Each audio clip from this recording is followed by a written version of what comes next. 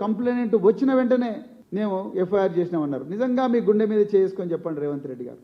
మీరేం చెప్పిండ్రు ఆ రోజు సైబరాబాద్ పోలీస్ కమిషనర్, మీరు కరీంనగర్ పోలీస్కి ఏం చెప్పారు?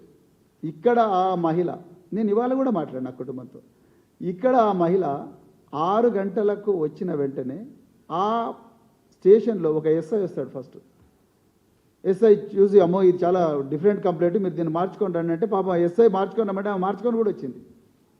వచ్చిన తర్వాత సిఐ వస్తాడు. సిఐ 9 గంటల నుండి 12 గంటల వరకు కనీసం ఆ అమ్మాయితో ఆమె మహిళతో మాట్లాడలేదు. ఇంట్లో ఒక్కతే బిడ్డ, అప్పటికే 2 సార్లు సూసైడ్ అటెంప్ట్ చేసింది.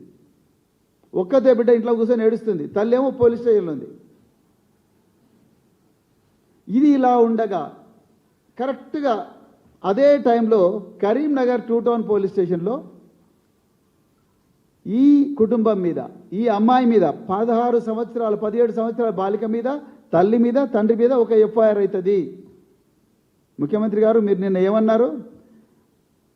బండి సాయి భగీరథే పోయి కరీంనగర్ 2 టౌన్ పోలీస్ స్టేషన్లో కేసు పెట్టిండ్రు అన్నారు. నిజంగా రాష్ట్ర ముఖ్యమంత్రిగా, హోంమంత్రిగా మీకు కొనసాగే అర్హత లేదు రేవంత్ రెడ్డి గారు. నిజంగా మీకు ఈ ప్రజలకు న్యాయం చేయాలన్న ఇంటెన్షన్ పూర్తిగా లేదు, లేకనే ఉండాలి. లేకపోతే పోలీసు వాళ్ళు మిమ్మల్ని కంటిన్యూస్గా తప్పుదో పట్టిస్తూనే ఉండాలి. మీరు 18 నిన్న వెయిట్ న్యూస్ ఇంటర్వ్యూలో మీరు ఏం చెప్పారు? 18 గంటలు రివ్యూ చేస్తుంటే ఆఫీసర్లు ఇంకా ఎన్నిసార్లు రివ్యూ చేస్తారు సార్ అని చెప్పి అలసిపోయి పారిపోతున్నారు, నన్ను చూశాను అన్నారు.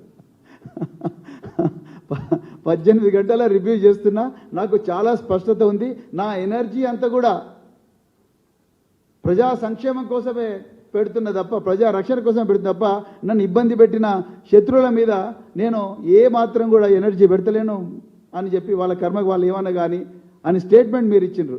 నిజంగా 18 గంటల రివ్యూ చేసిన వాళ్ళు మీకు కనీసం ఈ ఇన్ఫర్మేషన్ మీ కరీంనగర్ సిపి ఎట్లా ఇవ్వలేదు రేవంత్ రెడ్డి గారు?